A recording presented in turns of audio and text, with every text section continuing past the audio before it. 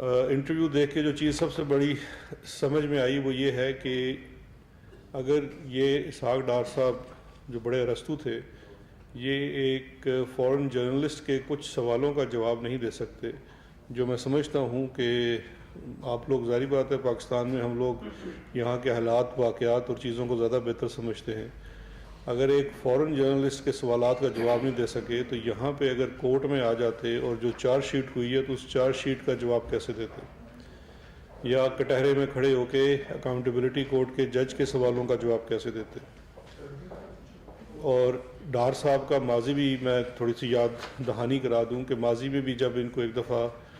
قانون کے شکنجے میں آئے تھے یہ، تو اس وقت بھی انہوں نے فوری طور پہ اقبالی بیان دے دیا تھا 164 کا حدیبیہ پیپر مل کے کیس میں، جہاں پہ انہوں نے سارا سچ اگل دیا تھا کہ جتنی منی لانڈرنگ قاضی فیملی کے نام پہ کی گئی تھی وہ شریف فیملی کے لیے کی گئی تھی۔ اب یہ جو انٹرویو کے بارے میں آپ سے گل صاحب ذرا تفصیل سے بات کریں گے، کچھ چیزیں انہوں نے جو بات کی وہ بھی بڑا ضروری ہے کہ آپ کے سامنے تھوڑا سا میں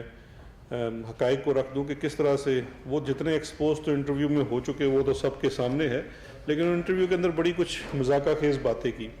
ایک بات انہوں نے کہا کہ درجنوں لوگ نیب کی حراست میں ہلاک ہو چکے ہیں۔ اس کا مطلب ہے یار آپ لوگ بالکل اچھی رپورٹنگ نہیں کرتے،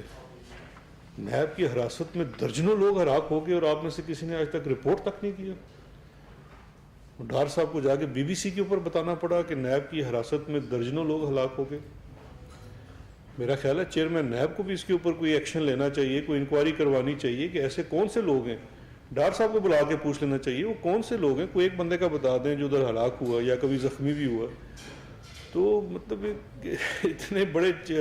فورم پہ بیٹھ کے اس قسم کی بات کرنا اور ہیومن رائٹس وائلیشن اور کیا چیزیں ہو رہی ہیں، اس کا مطلب انہوں نے بالکل سب چیزوں کو یہاں کا جو پورا نظام ہے، چاہے وہ عدالتی نظام ہے یا صحافت کا طریقہ ہے، اس سارے کو نل کر دیا۔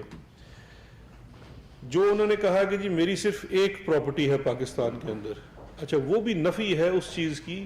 جو ان کے اپنے نام میں اپنے ٹیکس ڈکلیریشن میں ہے۔ بی بی سی والا ہم سے رابطہ کرتا تو ہم ہی اس کو ان کی جو ایف بی آر کی ڈکلیریشنز ہیں وہ بھیج دیتے، یا ان کے اوپر اکاؤنٹیبلٹی کورٹ میں جو چارج شیٹ ہوئی ہے، یہ میں آپ کے لیے لے کے آیا ہوں چارج شیٹ، یہ چھوڑی جاؤں گا آپ کے پاس، آپ پوچھ لیجئے کہ ان سے۔ انہوں نے کہا جی میری صرف ایک پراپرٹی ہے جس کے اوپر حکومت نے قبضہ کر دیا، وہ ان کا گھر ہے گلبرگ لاہور میں، ہاؤس نمبر 7، جو ان کے پروکلیمڈ اوفینڈر ہونے کے بعد جو ایک سی آر پی کے ضابطہ فوجداری کی 87-88 کی کارروائی ہوتی ہے، وہ پوری ہو چکنے کے بعد وہ باحق سرکار ضبط کر لیا گیا، اور اس کے بعد اس میں حکومت پنجاب نے پناہ گاہ بنائی۔ اچھا اس کے علاوہ بھی ان کی جو پراپرٹیز ہیں جو انہوں نے وہاں بی بی سی میں نہیں بتایا، یہاں پہ اسلام آباد میں ہی یہاں پہ ان کا ملوٹ ایک جگہ ہے، وہاں 6 ایکڑ ان کے پاس زمین ہے ان کے اپنے ڈکلیئرڈ ایسٹ کے مطابق۔ ڈی ایچ اے فیز 4 میں ایک گھر ہے، ہاؤس نمبر 159F۔ اسی طرح سے موزہ ببتیاں میں 2 کنال 18 مرلے جگہ ہے۔ اس کے ساتھ ساتھ ان کی جو الفلاح ہاؤسنگ سوسائٹی لاہور ہے اس میں 3 پلاٹس ہیں، 2 کنال کا پلاٹ پارلیمنٹرین انکلیو اسلام آباد میں ہے، ایاز بلڈر کی پروجیکٹ کے اندر ان کے 2 کنال کا پلاٹ ہے، سینٹ کوآپریٹو ہاؤسنگ سوسائٹی میں ایک پلاٹ ہے۔ اس کے علاوہ کوئی 8 گاڑیاں ہیں جس کے اندر لینڈ کروزر ہیں، کرولا ہے، مرسیڈیز بینز لینڈ کروزر، یہ ان کی پاکستان کے اندر کی پراپرٹیز ہیں جو یہ چارج شیٹ ہے ان کے اوپر جس کا جواب نہیں دے رہے اور مفرور ہوئے۔ اس کے بعد ایک پوری تفصیل ہے کمپنیز کی، یہ Hajveri holding, Hajveri Mudaraba management company, H D S security, C N G Pakistan, Gulf insurance, کچھ کمپنیاں ان کی ہیں اور کچھ کمپنیوں کے اندر ان کی شیئر ہولڈنگ ہے۔ اس کے بعد دبئی میں ان کی جو پراپرٹی ہے، ایک فلیٹ ہے اجویری ولا ایمریٹس ہل میں، دوسرا ہے پام جمیرہ میں اپارٹمنٹ، یہ ان کے ریفرنس کے اندر لکھا ہوا ہے کہ میں اپنی زبانی بات نہیں کر رہا۔ گاڑیاں ہیں، بینٹلے ہے، مرسیڈیز ہے، براک ہولڈنگ میں انویسٹمنٹ ہے، دارالنیان کے اندر انویسٹمنٹ ہے۔ اس کے علاوہ ان کے جو بینک اکاؤنٹس ہیں جو جس میں ایک اکاؤنٹ میں 5.5 ملین کا ان کا بیلنس ہے، جو ان کے اپنے نام پہ ہے. ایک اکاؤنٹ میں 500,000 کا درہم کا بیلنس ہے, ایک اکاؤنٹ میں 3,20,000 کا بیلنس ہے. تو یہ سارے ان کے ایسٹس ہیں جو انہوں نے کہا جی کہ میرے پاس تو صرف ایک گھر ہے, جس طرح وہ کیلبری کوئین نے کہا تھا کہ میری پاکستان تو کیا دنیا میں کیا پاکستان میں کوئی پراپرٹی نہیں ہے, اس طرح انہوں نے فرما دیا. اور ان کا پورا جو چارج شیٹ ہے یہ یہاں پہ ہوئی ہے نیب کی طرف سے اکاؤنٹیبلٹی کورٹ میں, اور یہ جو چیز تھی یہ جے آئی ٹی کا حصہ تھا, جے آئی ٹی میں یہ چیزیں سامنے آئی تھی. اب یہ ساری چیزیں یہ کیوں کر ہو رہا ہے, یہ اس وقت بڑی ڈیسپریٹ ایفرٹ ہے. بڑی ڈیسپریٹ ایفرٹ میں شاید کسی کے حکم کے اوپر ہی بی بی سی چلے گئے تھے, اور جو لوگ کل میں کسی کی ٹویٹ دیکھ رہا تھا تو اس نے کہا جی کہ میں بڑا عرصہ ایڈوائز کرتا رہا صحافت کی چیزوں کے اوپر, تو میری ایک ایڈوائز ہے کہ ہارٹ ٹاک پہ کبھی نہ جائیں یا وہاں پہ انٹرویو کبھی نہ دیں. تو انہوں نے شاید وہ غلطی کر دی. یہ ڈیسپریٹ ایفرٹ کیوں ہے, یا اس وقت جو یہ پورا ایک پی ڈی ایم کی صورت میں پورا ایک ہنگامہ برپا کرنے کی کوشش کی جا رہا ہے. ملتان میں بھی ٹوٹل 6-7 ہزار لوگ جمع کر سکے, اسٹیڈیم بعد میں جا کے آکوپائی کیا, اور اس کے بعد آکوپائی کرنے کے بعد واپس گھنٹہ گھر میں آ گئے, اور وہاں پہ کچھ لوگ جمع کر کے ایک جلسہ بلکہ جلسی کی. اب لاہور میں جلسی کرنے جا رہے ہیں. وہ تو ایک بڑا الگ ٹاپک ہے کہ کس طرح سے لوگوں کی زندگیاں, اپنے کارکنوں کی زندگیاں خطرے میں ڈال رہے ہیں. لیکن ہمیں دیکھیے اس وقت دیکھنا یہ ہے کہ ملک اس وقت بہتری کی طرف جا رہا ہے. تمام اکنامک انڈیکیٹرز بہتری دکھا رہے ہیں. جس حالت میں ہمیں فائنانس ملا تھا اس سے بہت بہتری کی طرف ہے, اور یہ عالمی ادارے اس چیز کو مانتے ہیں. چاہے وہ ہمارا ایکسپورٹ ہو, جو اپورڈ ٹرینڈ ہے اس کا پرسنٹ بڑھ چکی ہے ایکسپورٹ پاکستان کی. فیصل آباد میں آپ جا کے دیکھیے اس وقت جو ایکسپورٹر ہے اسپیشلی وہ خوش ہے. کرنٹ اکاؤنٹ ڈیفیسٹ کم ہو چکا ہے, فورن ریزرو بڑھ چکا ہے. بڑی ایک تفصیل ہے, یہ چیزیں ساری بہتر ہو رہی ہیں. اور یہ اس میں ہمیں یہ بھی نہیں بھولنا چاہیے کہ کس طرح سے پچھلی کووڈ کی ویو میں سب کے تعاون سے بڑی بہتر طریقے سے ہم اس سے بچ سکے. جتنا نقصان باقی ملکوں میں ہوا اس کی نسبت پاکستان بہت بہتر حالات میں تھا. اور اب ہم ایک بڑے دوبارہ سے امتحان میں جا رہے ہیں, اور وہ ہے کووڈ کی سیکنڈ ویو. اسلام آباد میں بھی کل ایک اور اسٹیپ لیا گیا ہے, تمام یہاں پہ جو ریسٹورنٹس وغیرہ بھی بند کر دیے گئے ہیں, صرف ٹیک اویز الاؤڈ ہیں.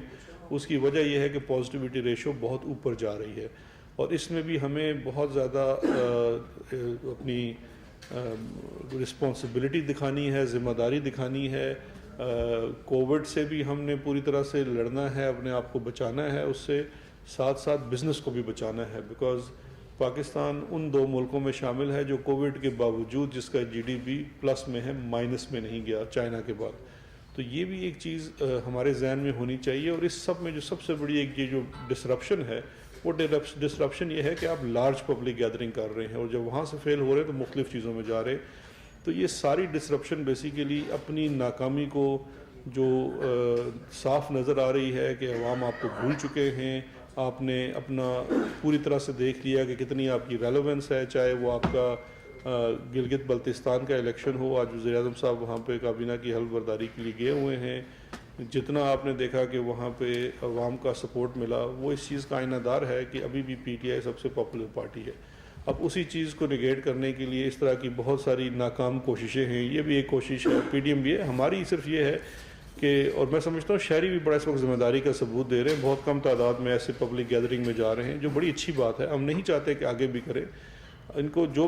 کوئی پلیٹ فارم دے دیتے ہیں, کسی جگہ ممبر پہ کھڑے ہو جائیں, سارا دن بولتے رہیں, جو برا بلا ہمیں کہتے رہیں, لیکن عوام کی زندگیاں خطرے میں نہ ڈالیں.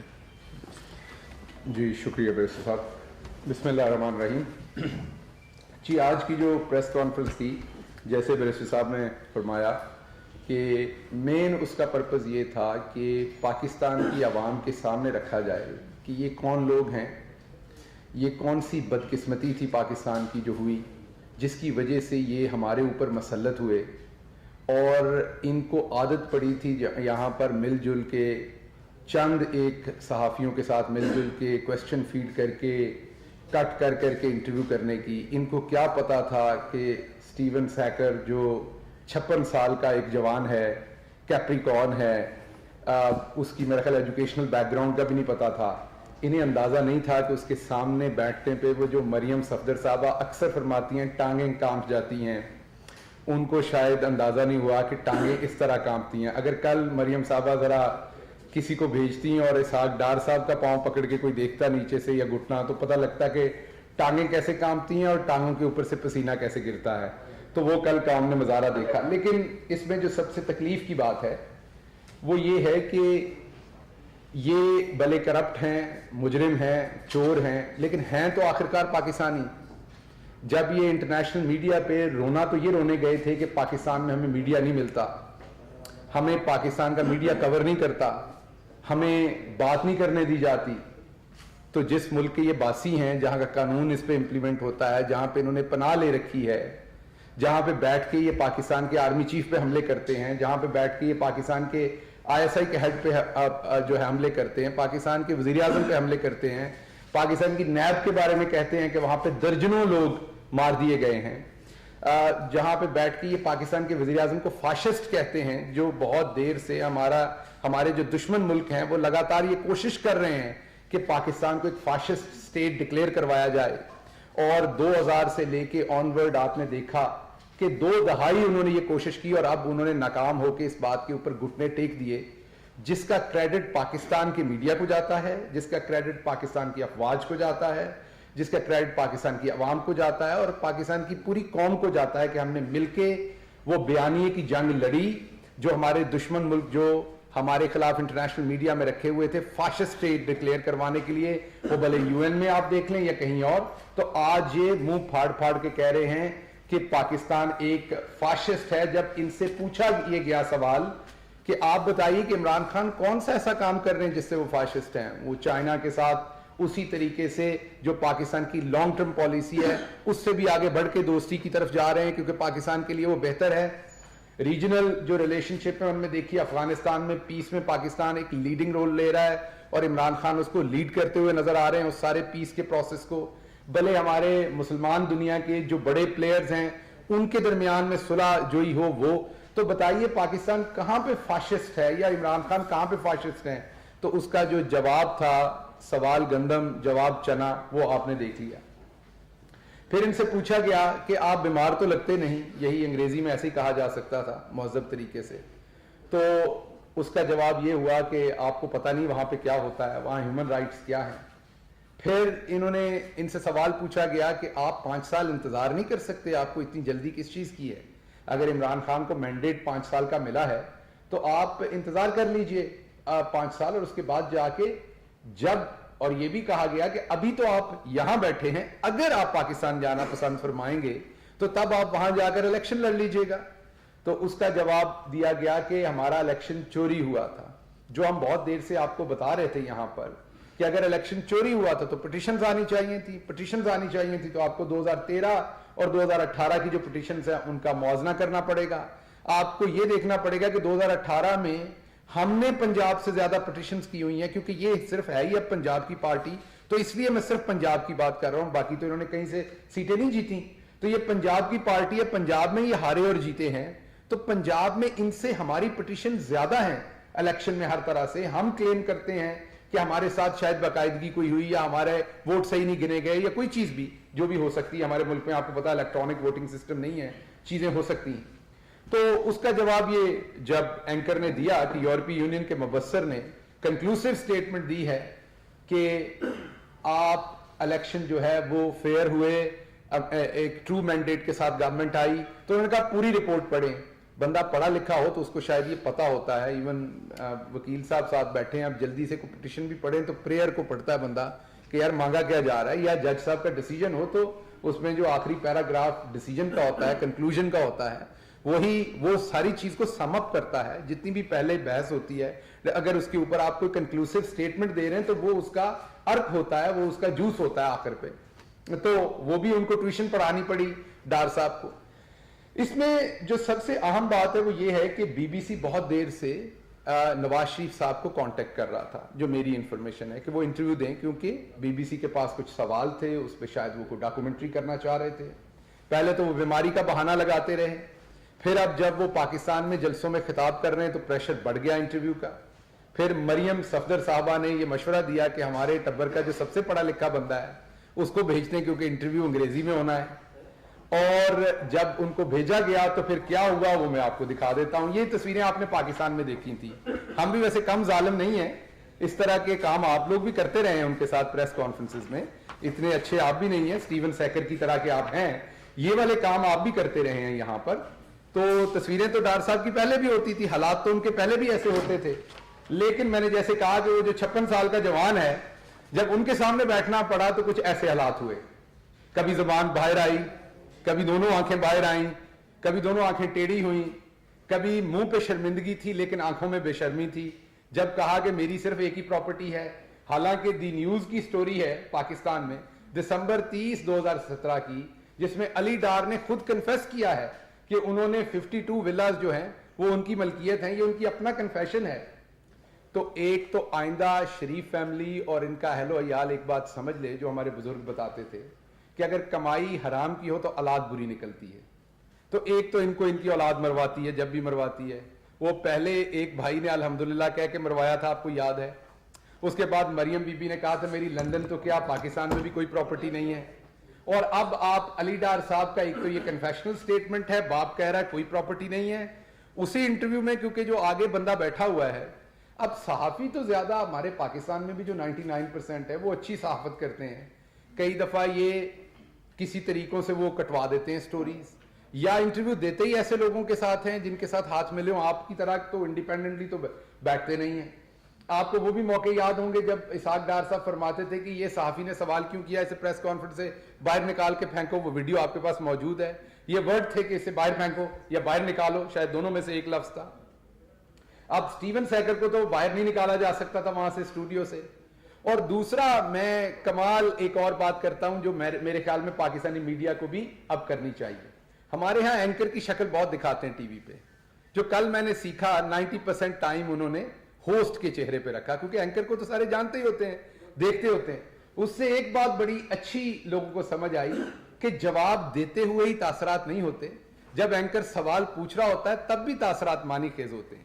جیسے جب انہوں نے سوال کیا کہ پاکستان کی عوام اب مہنگائی وہاں پر ہے, انفلیشن زیادہ ہے,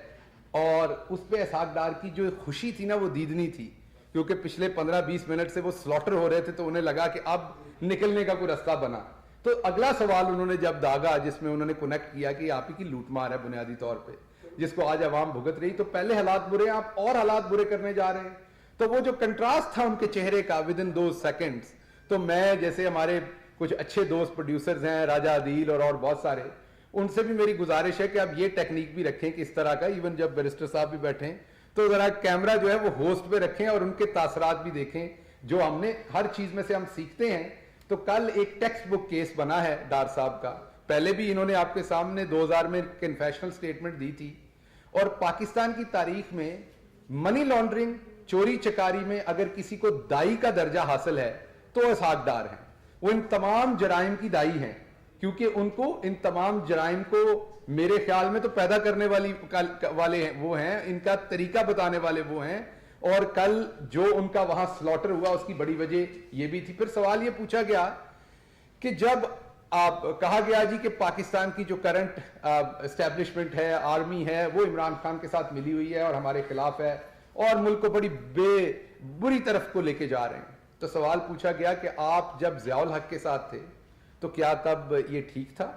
کیونکہ وہ آپ کے ساتھ کام کر رہے تھے, آپ کو پرورش کر رہے تھے, آپ کو تگڑا کر رہے تھے, تو آپ خوش تھے. آج اگر آپ کی اکاؤنٹیبلٹی ہو گئی ہے یا آپ کو عدالتوں کا جواب دینا ہے تو آج آپ ناراض ہیں. تو اس کا جواب آپ کے سامنے تھا, کیا تھا,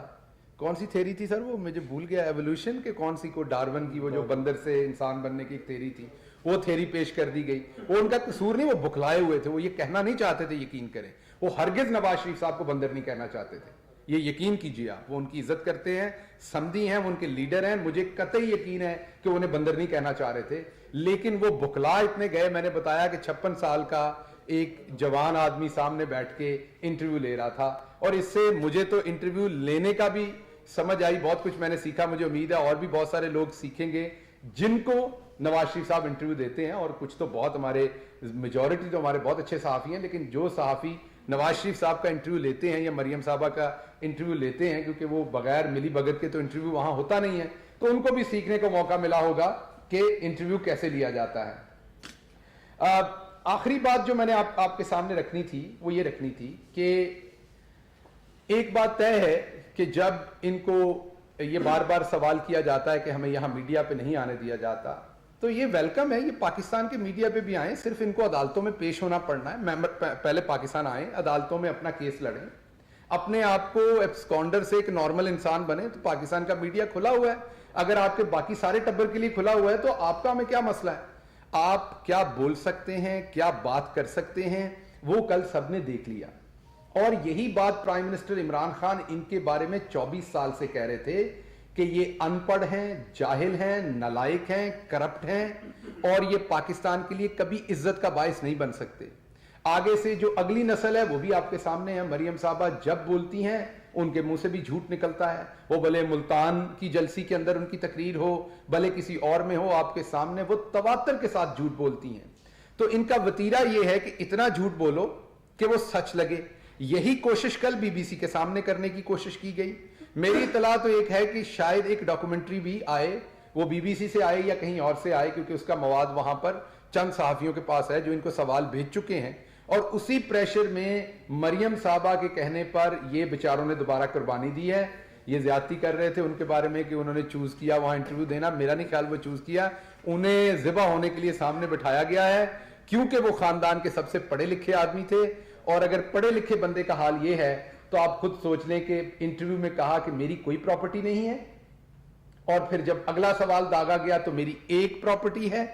پھر داغا گیا تو پھر بالکل ہی جواب کسی اور طرف لے گئے، حالانکہ آپ کے سامنے میں نے بتایا دسمبر 30 2017 ان کے بیٹے کا کنفیشنل سٹیٹمنٹ ہے جو یہ کہہ رہے ہیں دبئی میں ان کا ایک ولا ہے کہ ہمارے 52 ولاز ہیں۔ تو بنیادی طور پر عوام کے سامنے یہ رکھنا چاہ رہے ہیں کہ یہ ان کا اصل چہرہ ہے، جو کل بی بی سی میں ہوا، جو پاکستان کے لیے ایز اے پاکستانی میرے لیے شرمندگی ہے، جو